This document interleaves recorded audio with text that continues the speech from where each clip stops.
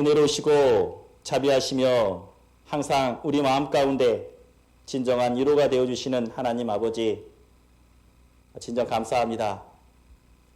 구원받게 해주시고 구원의 감사함으로 은혜로 저희들 살아가고 있습니다.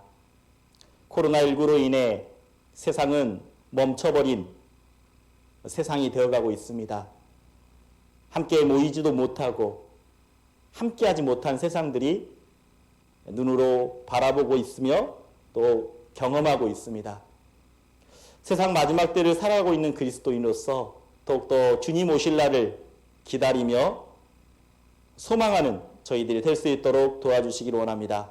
그러기 위해서 정말 세상 바라보지 아니하고 오직 주님 바라볼 수 있는, 주님만 바라보는 귀한 믿음의 신앙을 가질 수 있도록 도와주시길 주님께 간구합니다. 좌로나 우로나 치우치지 아니하고 오로지라는 마음으로 주님 바라볼 수 있는 귀한 믿음 허락해 주시길 주님께 간구합니다. 오늘 수요일 날 얼굴과 얼굴을 보고 함께 말씀을 나눠야 되나 인터넷을 통해서 이렇게 말씀을 보고 있습니다. 주님이 이곳에도 함께 하신 줄 알고 있습니다. 주님, 저희들 마음 붙잡아 주시고 저희의 생각도 붙잡아 주셔서 저희와 마음 생각 온전히 주님을 생각하며 주님께 영광 드리는 것이 무엇인지 말씀을 통해서 알아갈 수 있는 시간 될 수 있도록 도와주시고 이 짧은 한 시간이 우리 마음 가운데 은혜의 시간이 되고 위로의 시간이 되고 또한 결단의 시간 될 수 있도록 주님 도와주시길 간구합니다. 시작하는 시간입니다. 마지막 끝까지 주님 바라볼 수 있도록 도와주시고 주님 영광 홀로 받으시길 주님께 간구합니다. 모든 것을 주님께 맡기오며 우리를 죄악 가운데서 구원해 주신 예수님의 이름으로 기도드렸습니다. 아멘. 예. 오늘 함께 나눌 말씀의 주제는요, 그리스도인의 눈물과 예수님의 눈물이라는 주제를 가지고 함께 말씀을 나눠보고자 합니다. 시편 80편 5절의 말씀을 찾도록 하겠습니다. 시편 80편 5절입니다. 시편 80편 5절입니다.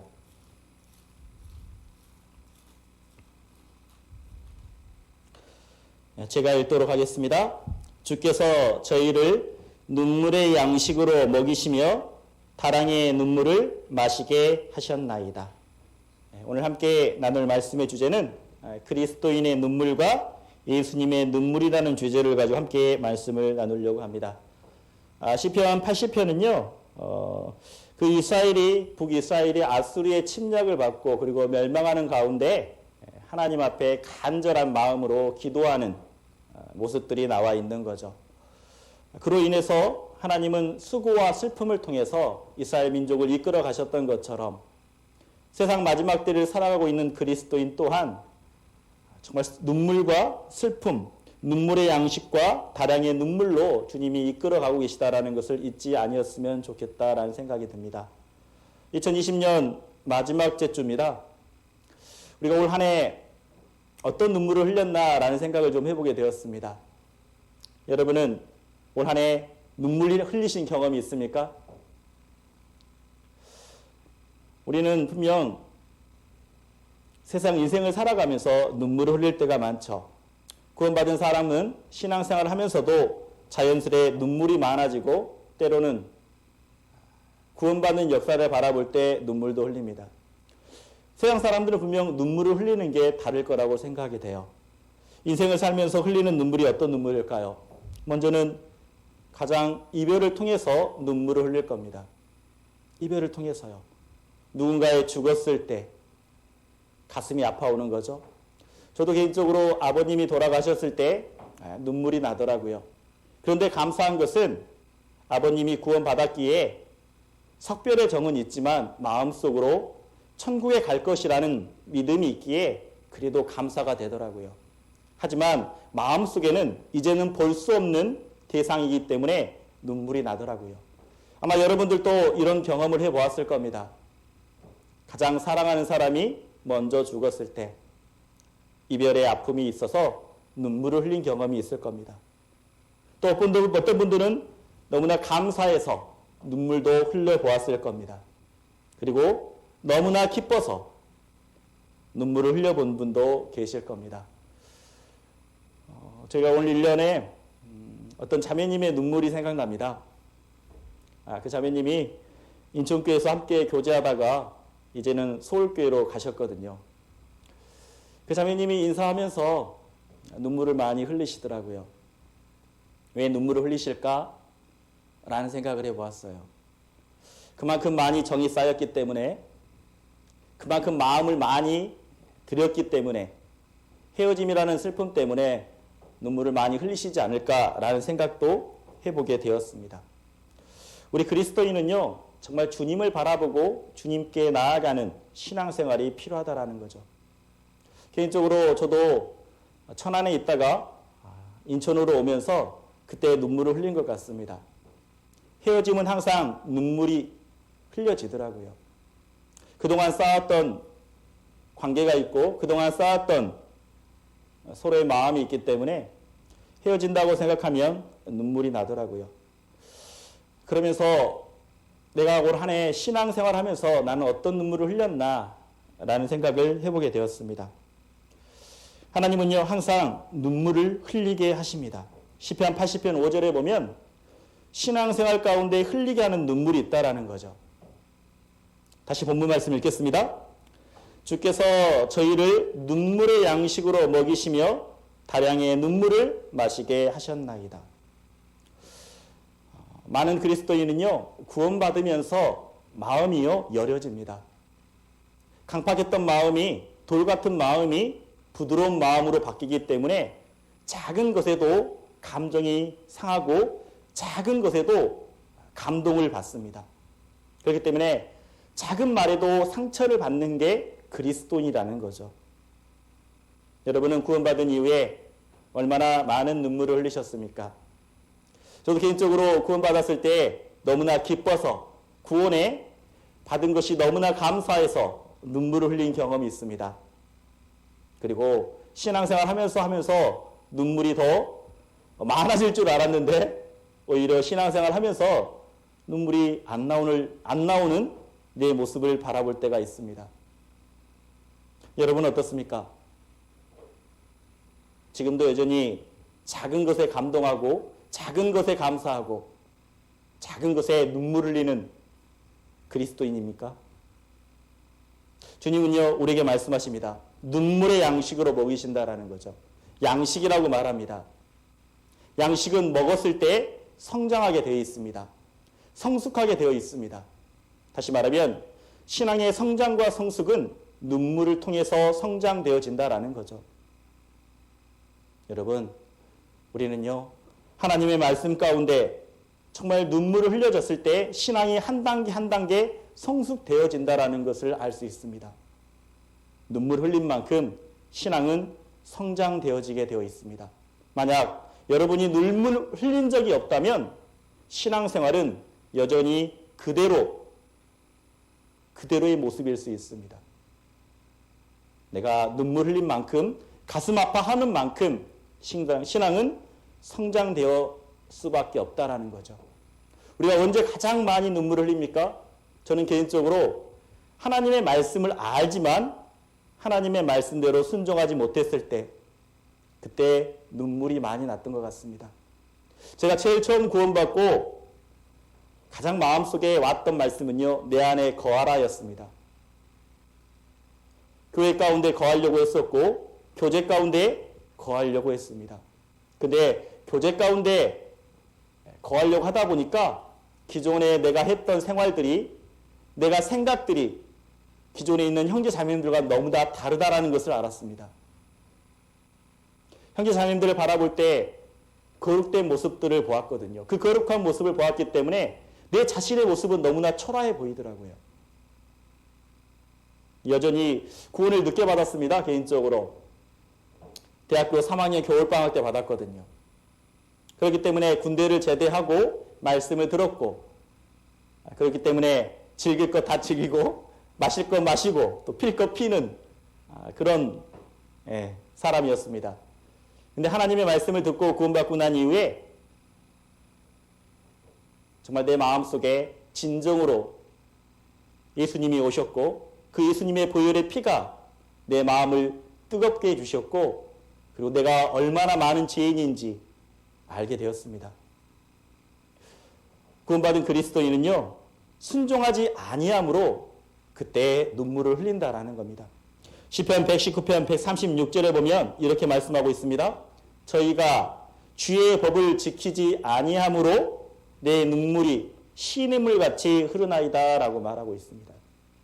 그리스도인은요, 하나님의 말씀대로 살아가지 아니할 때, 하나님의 말씀대로 순종하지 아니할 때 마음이 찔려요. 마음이 아파옵니다. 너무나 찔려요. 그래서요, 눈물이 난다라는 겁니다. 제가 구원받고 나서 참 이게 마시는 거, 피는 거 잘 안 됐어요. 잘 안 끊어지더라고요.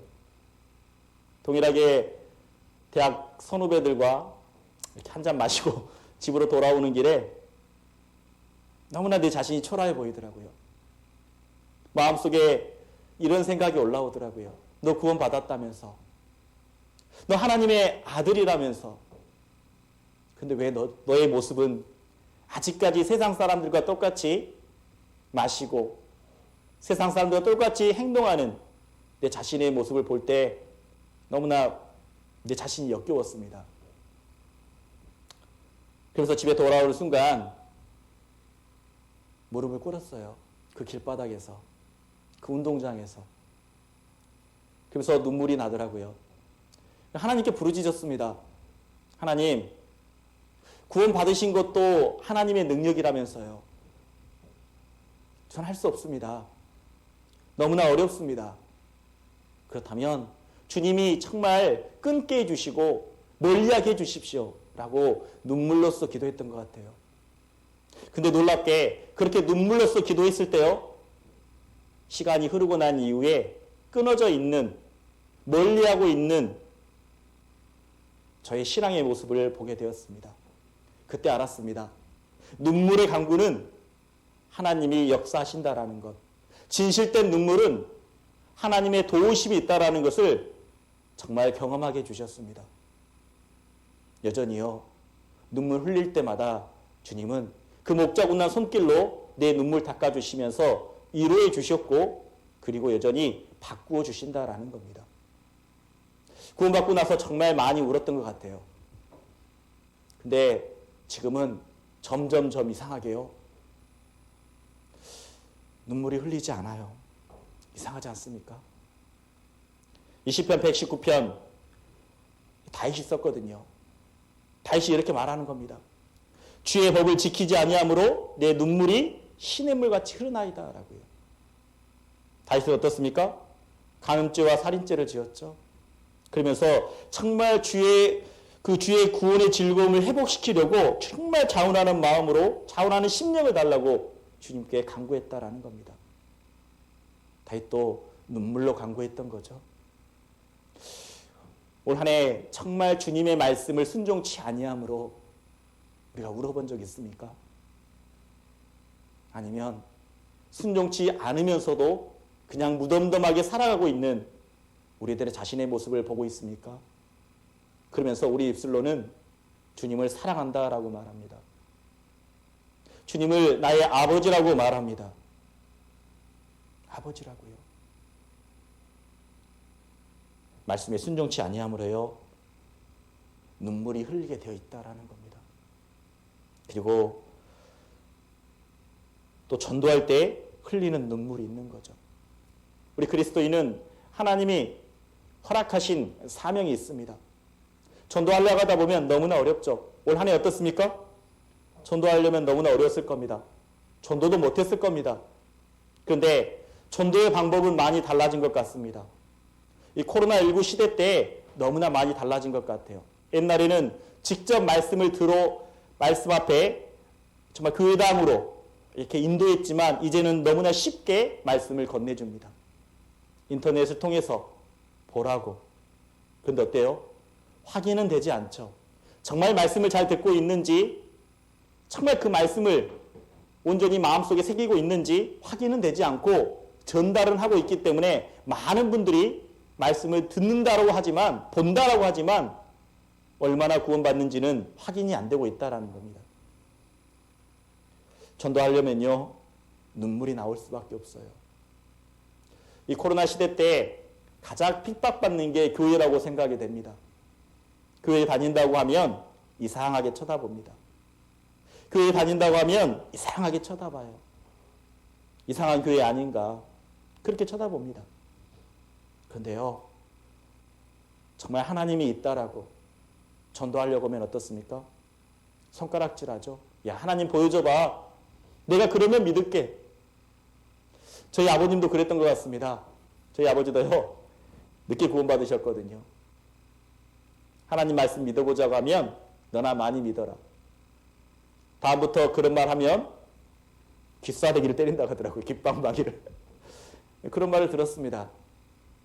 근데 모르니까 하시는 말씀이지. 그런 마음이 올라오더라고요. 집에도 그러면서 골방에 내 방에서 정말 주님아, 주님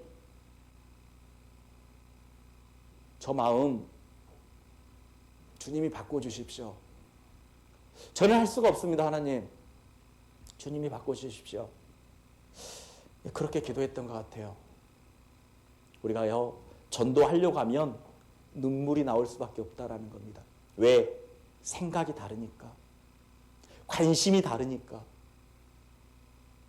눈물이 날 수밖에 없습니다. 세상 사람들이 뭐라고 말합니까? 사람들이 종일 나더러 하는 말이 내 하나님이 어디 있느냐 하니 내 눈물이 주야로 내 음식이 되었도다라고 말합니다. 입술을 열면 전도하려고 하면 이렇게 말하는 거죠. 네 하나님이 어디 있느냐? 네 하나님 보여줘봐. 이렇게 말하는 겁니다. 그럴 때마다 집에 돌아와서 어땠습니까? 정말 하나님 계시는데, 정말 하나님 계시는데 우리는요, 정말 전도를 하려고 하면 눈물을 흘릴 수밖에 없습니다. 올 한 해 우리는 얼마나 정말 눈물 나도록 전도해 봤습니까? 제가요, 코로나 시대 때문에 우리가 말씀도 또 정상적으로, 교제도 또 전도 집회도 정상적으로 하지 못했지 않습니까? 근데 그 모습을 바라보면서 무덤덤하게 바라보고 있는 내 자신을 바라보게 되었어요. 그러면서 수요 설교를 보게 되었습니다. 그런데 그 이한 목사님이요, 눈물을 흘리시더라고요. 왜 저 목사님이 눈물을 흘리실까? 근데 조금은 이해가 되더라고요. 구원받아야 될 영혼이 많은데 정말 전도 집회를 온전하게 못하니까 저렇게 우시는구나. 정상적으로 교제를 해야 되는데, 말씀이 온전히 함께해서 말씀을 들어야 되는데 함께하지 못하니까 저렇게 우시는구나. 그런 생각이 들었습니다. 참, 코로나 시대 때 벌써 1년이라는 시간이 지나버렸지 않습니까? 모이지도 못하게 한다네? 이제는 20명? 5명? 그러면서 우리는 그 상황들을 그냥 그저 그렇게 받아들여졌었고, 또 그렇게 수긍하고 있는 우리들의 모습이 있었다라는 겁니다. 그러면서 잠깐 생각해 보았어요. 그런 모습을 바라볼 때 내 마음속에는 정말 눈물 나도록 기도해 보았나? 라는 생각을요. 우리는 그냥 그 현상을 그냥 그대로 바라보았을 겁니다. 있는 모습 그대로 바라보았겠죠. 누군가는요, 전도하고 싶은데 전도하지 못해서, 이 코로나 상황 때문에 전도하지 못해서 눈물 흘렸던 형제 자매님들이 분명히 있을 겁니다. 이번 학예 수양에 정말 우리 부모님들 모시고 가야 되는데 모시고 가지 못했다고 그 하는 자매님의 간증도 들었습니다. 너무나 안타까워하는 그 간증이요. 맞습니다. 많은 분들이 학예 수양에 간절히 기도 못하겠거든요. 우리 농성부도 마찬가지지 않습니까? 이번에 모시고 가야 되는데, 우리 비문회인 분들 특별히 모시고 가셔야 되는데, 구원 확증해야 되는데, 그런 분들 가지 못하게 돼버렸지 않습니까? 정말 그럴 때 우리가 눈물 나도록 기도해야 되는데, 그냥 그렇지 못하고 있는 현상만 바라보는, 마지막 때라 그렇지 뭐, 마지막 때니까 이렇게 생각하고 있는, 그들의 모습을 바라보고 인정하고 있는 우리들의 신앙의 모습을 보았다라는 거죠. 정말요, 그래서 우리에게 말씀하십니다. 근데 42편 5절에 보면요, 이렇게 말씀하십니다. 내 영혼아, 내가 어찌하여 낭망하며 어찌하여 내 속에서 불안하여 하는고. 너는 하나님을 바라라. 그 얼굴의 도우심으로 인하여 내가 오히려 찬송하리로다. 어떠한 상황이 있을지라도 낭망하지 말라라고 말합니다. 불안하지 말라라고 말합니다. 그러면서 이렇게 말하죠. 너는 하나님을 바라라. 하나님을 바라보라고 말합니다. 힘들고 어려울 때요, 주님을 바라보십시오. 주님을 바라보길 주님은 원하시고 있습니다. 그래서요, 우리 전도할 때 눈물을 흘리죠. 또 어떨 때 눈물이 납니까? 그리스도인은 온전한 가정, 온전한 그리스도의 가정을 세우기 위해서는 눈물을 흘릴 수밖에 없다라는 겁니다. 우리 집안이 다 온전하게 구원받았으면 좋겠습니다. 근데 안 그러신 가족이 있고 친척이 있지 않습니까? 그래서 시편에 보면 이렇게 말합니다. 울며 씨를 뿌리러 나가는 자는 정령 기쁨으로 그 단을 가지고 돌아오리로다. 이 말씀은 너무나 많이 들어본 말씀이죠. 전도할 때 눈물이 필요하다라는 거죠. 시편 126편에 보면 정말 울며 씨를 뿌리러 나가는 자, 기쁨으로 달을 가지고 돌아온다라고 말합니다. 그런데 아이러니컬하게요, 127편 1절에 보면 이렇게 말씀이 이어지고 있습니다. 이렇게 이어지고 있어요. 1절에 보면 여호와께서 집을 세우지 아니하시면 세우는 자의 수고가 헛되며 여호와께서 성을 지키지 아니하시면 파수꾼의 경성함이 허사로다라고 말합니다. 말씀이 너무나 이어지고 있죠. 이것도 참 하나님이 그냥 말씀을 울며 씨를 뿌리러 나가는 것은 전도하는 것뿐만 아니라 집을 세우기 위해서는 눈물도 흘려져야 되는구나라는 것을 알게 되었습니다. 아마 구원받고 우리 자매님들 자녀들이 분명히 있을 겁니다.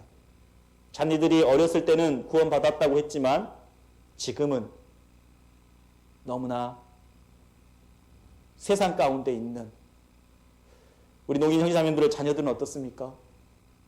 소통도 안 되고 어렵기 때문에 교제에서 멀리 떨어져 있는 자녀들이 있을 겁니다.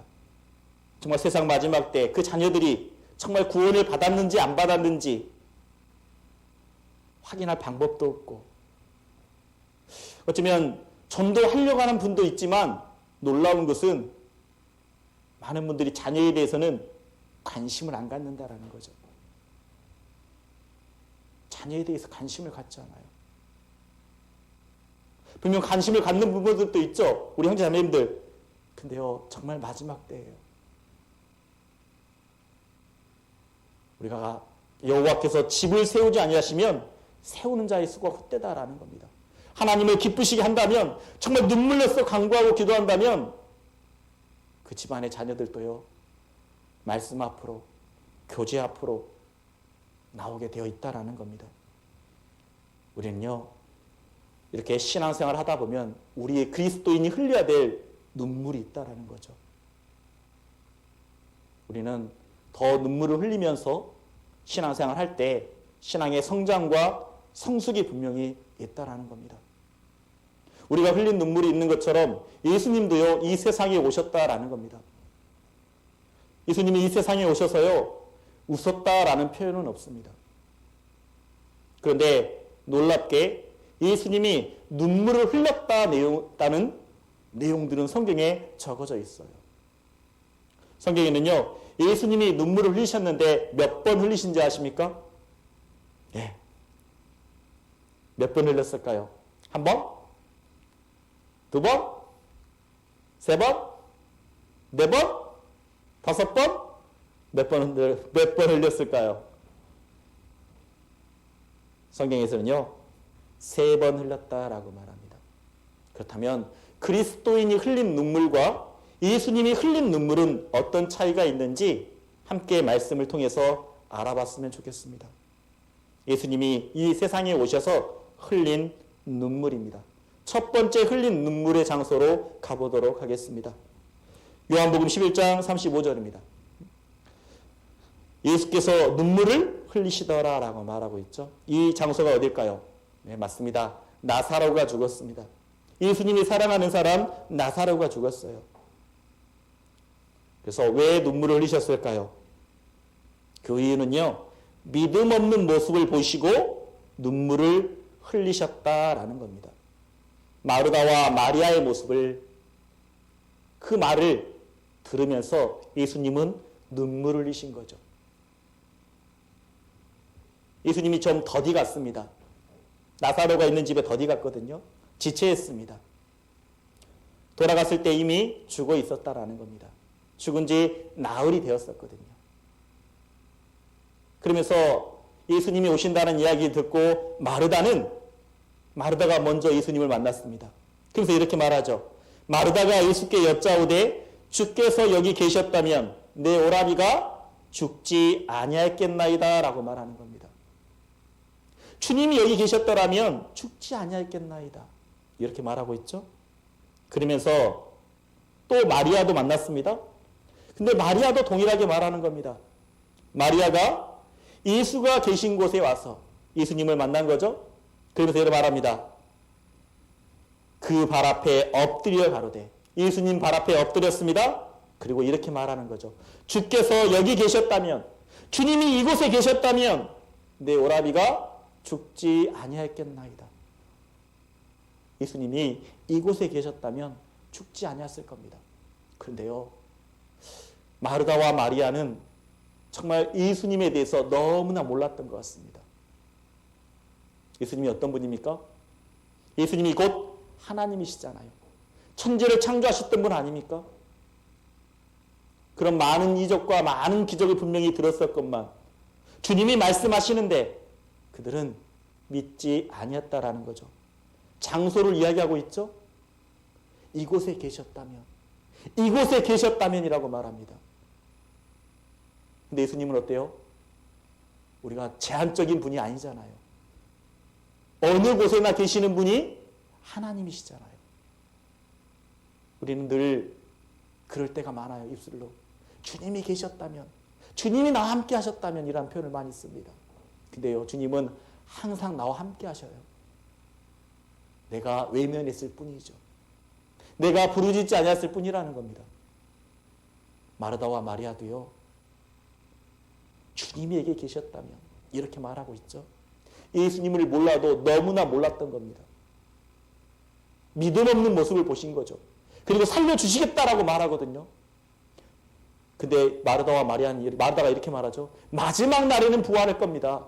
마지막 날에는 부활할 것이라는 것 나도 믿습니다. 이렇게 말하고 있는 거죠. 근데 예수님 뭐라 했죠? 지금 낫게 해주겠다라고 말하는데 생각이 다른 겁니다. 마르다와 생각과 예수님의 생각이 다른 거예요. 그럴 때마다 그 믿음 없는 모습을 보시고요, 예수님은 눈물을 흘리신다라는 거죠. 어쩌면 올 한 해 2020년 우리들의 믿음 없는 모습, 그 믿음 없는 모습을 보시고 주님도요, 눈물을 흘리실 수 있다라는 겁니다. 소망을 품고 살고 있지만 그 믿음 없는 모습이요, 마르다와 마리아, 어쩌면 그 마리아의 말을 들었을 때 더 충격적이었을 것 같아요. 마르다는 말씀을 하기보다는, 말씀을 듣는 것보다는 그 음식하는 일에 분주했었지 않습니까? 근데 마리아는 어떻습니까? 늘 발밑에서, 그 예수님 발밑에서 말씀을 들었던 마리아가 예수님이 여기 계셨더라면 이렇게 말하니까 마음이 무너졌었겠죠. 그 말을 듣고요, 예수께서 눈물을 흘리셨다라고 말하고 있습니다. 우리는 정말 예수님의 능력을요 제한하지 않았으면 좋겠습니다. 예수님은 모든 것을 하실 수 있는 분이죠. 그 예수님의 능력, 하나님의 능력을 가로막는 사람은요 바로 내 자신입니다. 내 자신이 하나님의 능력을 가로막고 있습니다. 항상 우리 신앙생활 하다 보면 그렇잖아요. 우리 농인분들 신앙생활 하면 그렇잖아요. 여기까지만 하면 되지. 봉사도 여기까지만 하면 되지. 주일만 오면 되지. 수요일까지 와야 돼. 내가 정말 공장에서 일하고 회사에서 일하고 피곤한데 내가 수요일까지 가야 돼. 아마 이런 분도 있을 겁니다. 주일만 가서 정말 아침에 가서 오후까지 있으면 되지. 꼭 수요일날 가야 돼. 아마 이런 분이 있을 겁니다. 그런데요, 여러분이 선을 긋지 않습니까? 일요일만 가면 되고 수요일은 괜찮아, 안 가도 괜찮아. 일요일 열심히 하면 되지. 여러분이요, 선을 긋는 순간 하나님은요 거기까지만 역사하십니다. 오늘 한 해 2020년 나는 얼마나 많은 선을 그었습니까? 여기까지만 하면 돼. 코로나인데 모일 수 없는데 여기까지만 하면 되지. 코로나 핑계대고요. 우리는 많은 선을 그었습니다. 말씀을 듣는 것도 선을 그었고요. 교제를 하는 것도 선을 그었습니다. 전도를 하는 것도 선을 딱 그어놨어요. 어떻게 전도해? 어떻게 신방을 가? 저도 많이 돌이켜봅니다. 저도 전도인이다 보니까 교회가 코로나로 인해서 만약 확진 판정을 맞으면 안 되잖아요. 교회가 문을 닫아야 되잖아요. 그러면서 많이 위축이 되더라고요. 내 마음속에 선을 긋는 모습이 있더라고요. 이러면 안 되는데. 내 마음에 선을 긋는 순간이요, 하나님은 거기까지만 역사하십니다. 믿음 없는 모습을 보시고 예수님은요 눈물을 흘리셨던 겁니다. 믿음이 없이는 하나님을 기쁘시게 못한다라고 말합니다. 정말 이 세상 마지막 때에 어쩌면 네 믿음을 보겠느냐라고 말씀하셨지만 주님은요 행한 대로 갚아주시겠다라고 말합니다. 코로나19지만 누군가는 구원받았습니다. 코로나19지만요 상담하러 많이 갔습니다. 상담도 많이 있었습니다. 그래 우리 농선부 어때요? 코로나19라고 해서 정말 모든 게 다 마음에 선을 그어버렸지 않습니까? 어쩌면 우리들의 그 믿음 없는 모습을 보시고 눈물 흘리시지 않았을까 라는 생각이 듭니다. 그리고요 예수님이 눈물이 흘리신 곳이 또 있습니다. 누가복음 19장 41절입니다. 가까이 오사 성을 보시고 우시며, 예수님이요 그 예루살렘 성에 들어가는데 그 성에 들어가면서 어때요? 많은 사람들이 사고 팔고 그러는 겁니다. 성 안에서 사람들이 물건을 사고 팔고 이런 모습을 보시고 어때요? 너무나 마음이 상하셨던 거예요. 분이 올라왔다라고 말합니다. 분이요. 그리고 그 성을 보시고 우셨다라고 하죠. 왜 울으셨을까요?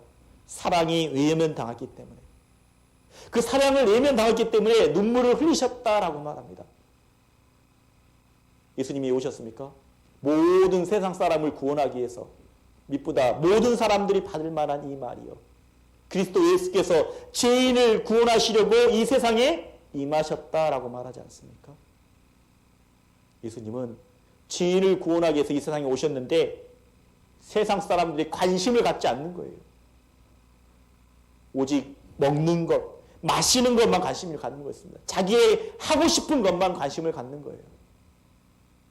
이스라엘 사람들이요, 메시아에 대해서, 구원자에 대해서 전혀 관심이 없었다라는 겁니다. 그 예수님이 많은 기적을 베풀었잖아요. 많은 능력을 베풀었잖아요. 보지 못하는 사람을 보게 하고 죽은 사람을 살리고. 그렇다면 저분이 혹시 메시아인가? 구원자인가? 관심을 가져야 되는데 관심을 갖지 않는 모습. 그래서요, 예수님이 그 예루살렘 성을 보면서 눈물을 흘리셨다라는 거예요. 우리가 마지막 때를 살고 있는 그리스도인입니다. 예수님도 그 예루살렘 성을 보시며 우셨던 것처럼 어쩌면 우리 마지막 때에 살고 있는 우리들의 모습을 보면서도 어땠을까요? 요즘이요, TV만 켜면 어떻습니까? TV만 켜면 먹는 것 이야기 나옵니다. 먹는 것이요. 먹방이라고 해서 음식 가지고 여러 음식 먹으면서 세상 사람들 관심이요, 다 먹는 것, 진미, 맛있는 것만 찾습니다. 맛있는 음식. 그리고요, 사람들이요, 관심이요, 먹는 것, 마시는 것밖에 없어요. 요즘 왜 이렇게 커피 전문점이 많은지 걸어다니 보면 다 커피 전문점이에요. 모르겠어요. 이렇게 사람들이 먹고 마시는 것 때문에 이 코로나로 인해서 전혀 못 보이잖아요. 마실 수도 없고 먹을 수도 없는, 함께 모여서. 좀 이게 생각해 보게 됐어요. 왜 코로나 주셨을까? 근데 세상들에 가면 사람들 관심이 모든 먹는 것에만, 마시는 것에 대해서만 관심을 갖고 있기 때문에 정말 마지막 때라는 것을 보여주기 위해서 이 하나님이 이렇게 긴 시간 동안 코로나를 보여주시는 건 아닌지라는 생각을 해보았습니다. 그러면서 우리 그리스도인 또한 세상의 풍조를 따라가고 있지 않나. 먹는 것, 마시는 것에 대해서 그냥 세상 가운데 그 기류에 따라가고 있는 모습은 아닌지 생각이 들더라고요. 주님은 우리를 위해서 십자가에서 그렇게 사랑을 베풀어 주셨건만 이 세상 마지막 때에 나는 무엇에 관심을 가지고 있는 것인지, 그 사랑을 외면당했을 때 주님은요, 눈물을 흘리신다라는 겁니다. 먹는 것, 마시는 것에만 관심을 가지고 있다면요, 예수님이 이 세상을 바라보시면서 눈물을 흘리시더라라는 거죠. 올 한 해 나는 어떤 소망을 가졌습니까? 어떤 계획을 가지고 살아셨습니까?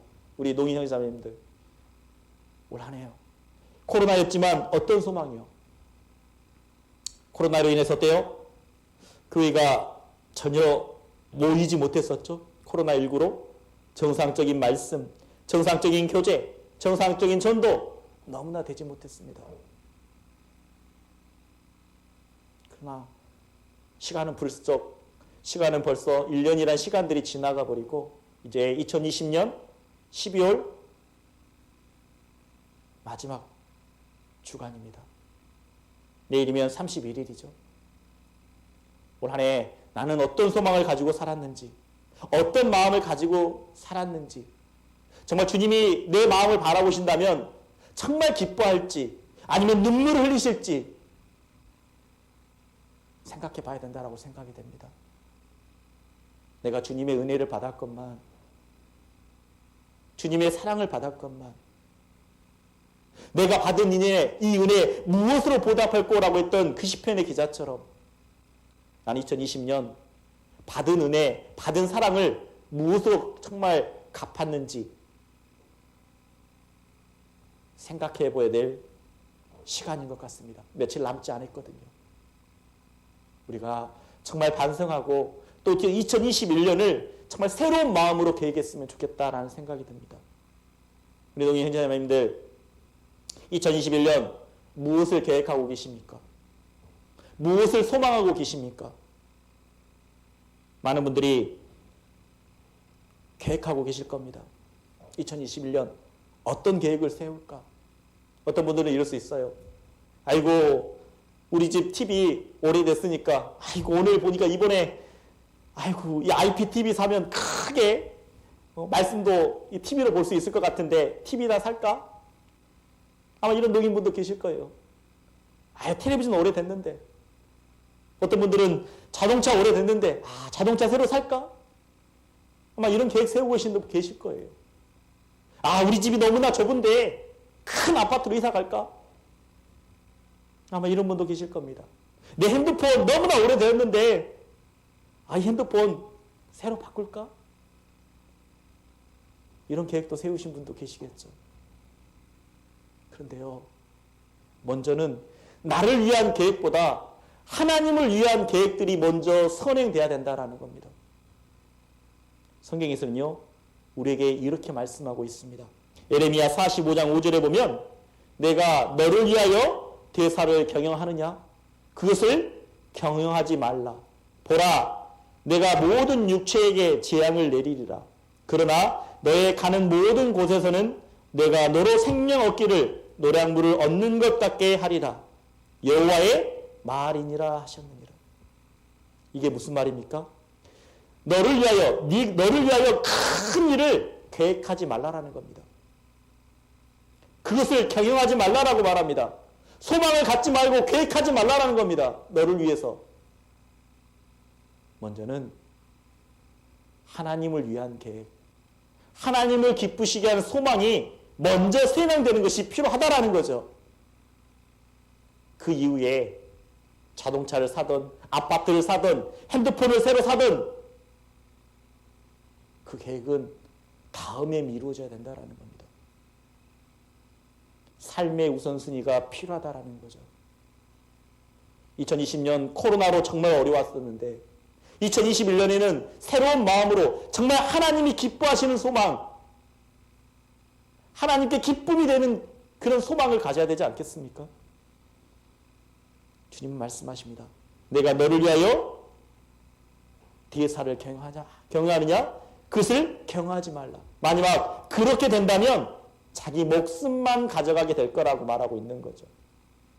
그런 그리스도인은 다시 말하면요, 구원받는 것 하나만으로 주님 만나게 될 거라는 겁니다. 우리가 주님 만나는 날 정말 잘했다, 충성된 종이라고 칭찬받아야 되지 않겠습니까? 정말 내 마음을 시원케 주었다라고 칭찬받아야 되지 않겠습니까? 근데 구원받은 것 딱 하나만으로 주님을 만난다면 그때 주님이 눈물 흘리지 않을까요? 정말 눈물을 흘리지 않을까요? 주님은요, 우리에게 말씀하십니다.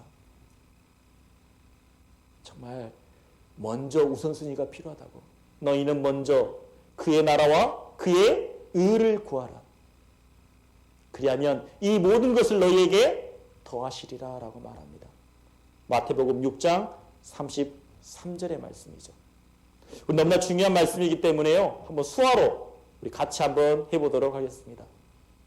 너희는 먼저 그의 나라와 그의 의를 구하라. 그리하면 이 모든 것을 너희에게 더하시리라. 우리 삶 가운데요, 내 삶에 내 소망이, 내 계획이 먼저 되지 않았으면 좋겠습니다. 하나님을 위한 소망, 하나님을 위한 계획, 하나님께 영광되는 그 계획이 먼저 선행되었으면 좋겠습니다. 그 삶이 있을 때요, 하나님이 정말 기뻐하십니다. 그리고 예수님이 세 번째 눈물을 흘리신 곳이 있습니다. 예수님이 오셔서 눈물을 흘리셨는데 그 세 번째 눈물 흘렸던 곳은요, 겟세마네 동산. 예수님이 십자가에 달리기 전날 그 겟세마네 동산에서요, 눈물 나도록 기도했다라는 겁니다. 히브리서 5장 7절에 이렇게 말하죠.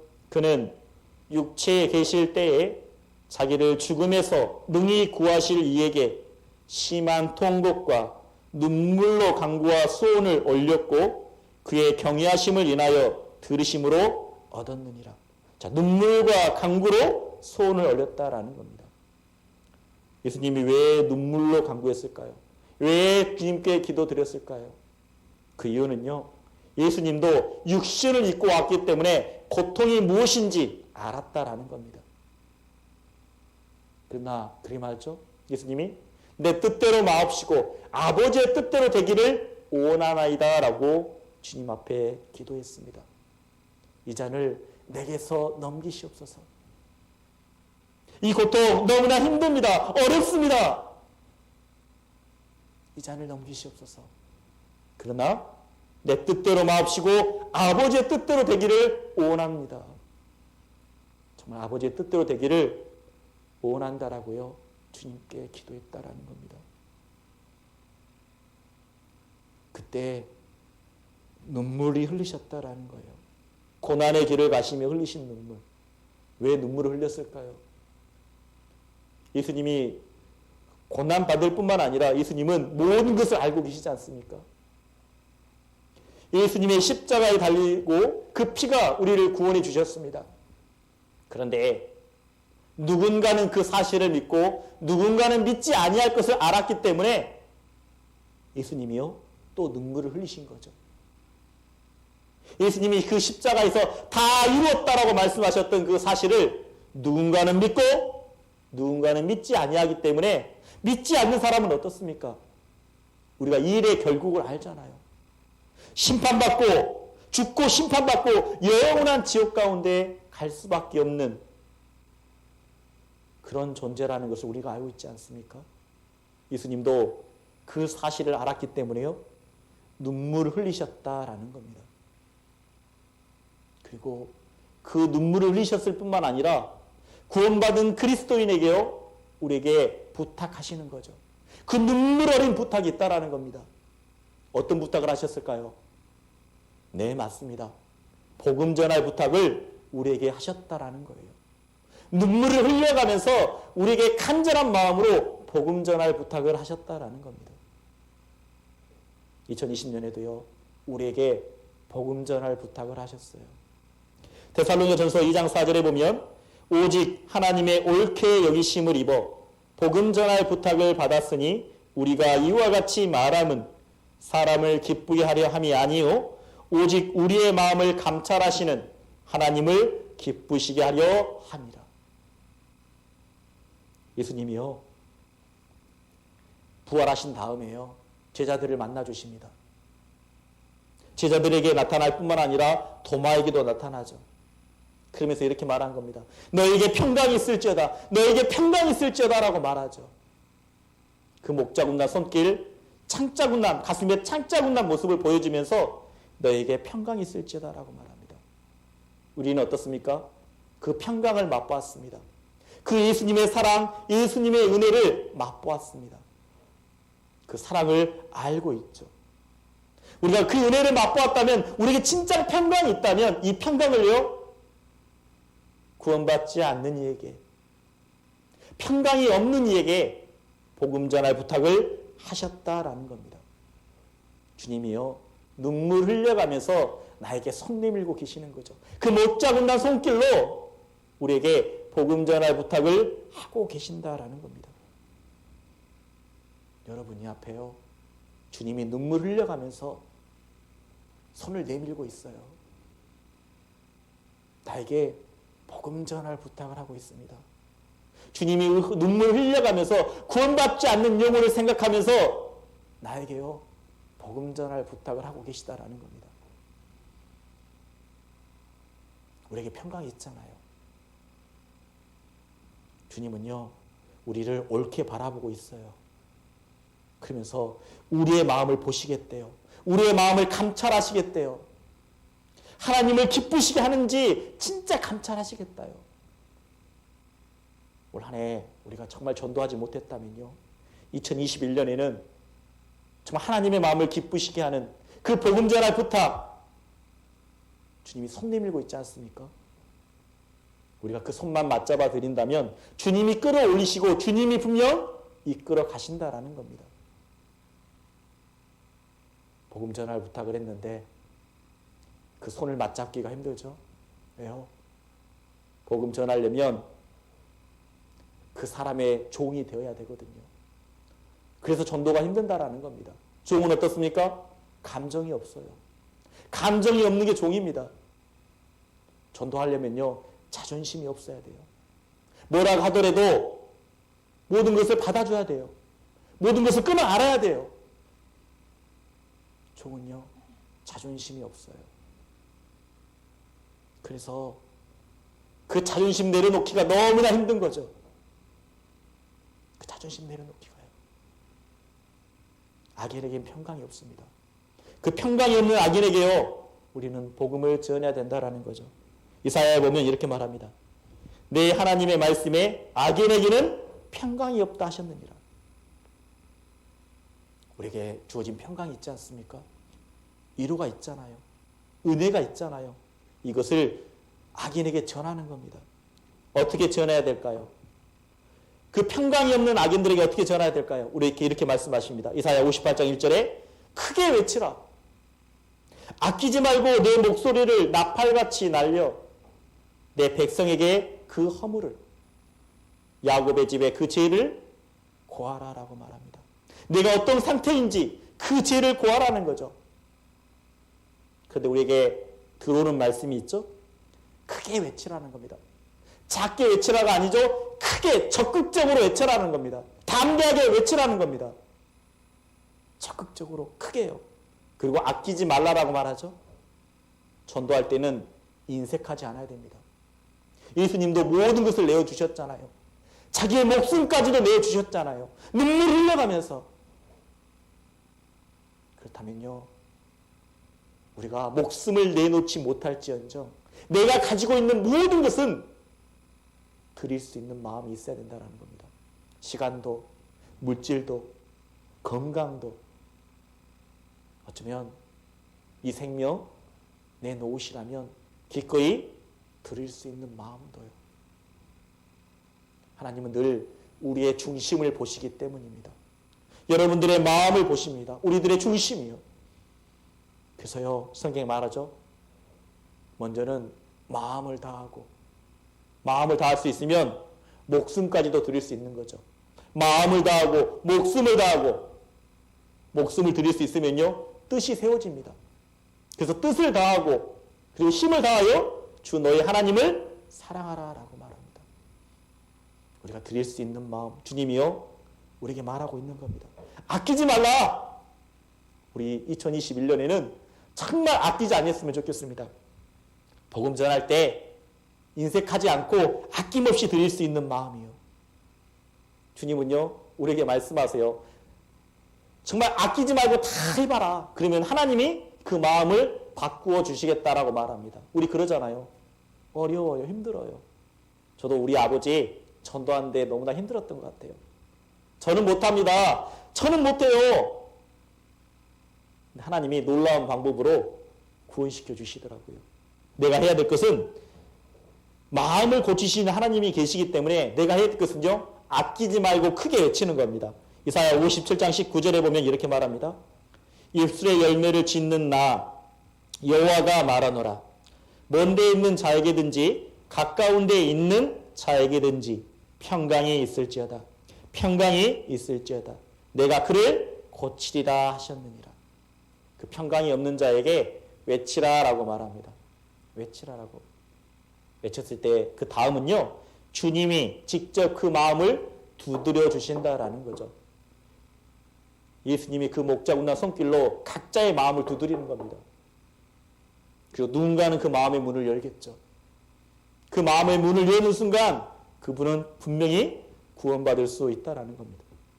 우리가 2021년에는요, 정말 예수님이 눈물 흘리셨던 만큼 눈물 흘리시고 나에게 복음 전할 부탁을 하시고 있는 것처럼 기꺼이 그 손을 맞잡아 드리는 우리 형제자매님들 되셨으면 좋겠습니다.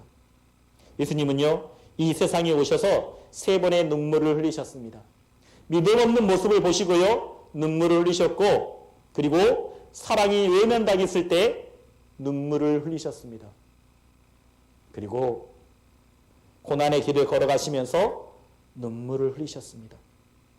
정말 이 세상에 오셔서 예수님이 눈물을 흘리셨는데, 정말 2020년에는 우리가 주님 앞에 믿음 없는 모습, 정말 주님 앞에 그 사랑을 받았건만 주님의 말씀대로 순종치 아니할 수도 있습니다. 그리고 그 전도의 걸음, 전도하지 못할 수도 있습니다. 하지만요, 우리가 교훈을 받았다면 그때 눈물을 예수님이 흘리셨던 것처럼 이제는 2021년에는요, 우리가 예수님의 눈물을 닦아드리는 우리 농이 형제자매님들 되셨으면 좋겠습니다. 믿음 있는 모습으로 주님의 사랑을 품고, 그리고 예수님이 나에게 복음 전할 부탁을 하셨던 것처럼 그 복음을 붙잡고 정말 땅끝까지 이르러 나아가는, 어디든지 갈 수 있는 우리 농이 형제자매님들 되셨으면 좋겠습니다. 기도하고 마치도록 하겠습니다. 하나님 아버지 감사합니다. 오늘 그리스도인의 눈물과 예수님의 눈물에 대해서 함께 말씀을 나누었습니다. 2020년 한 해가 지나가고 있습니다.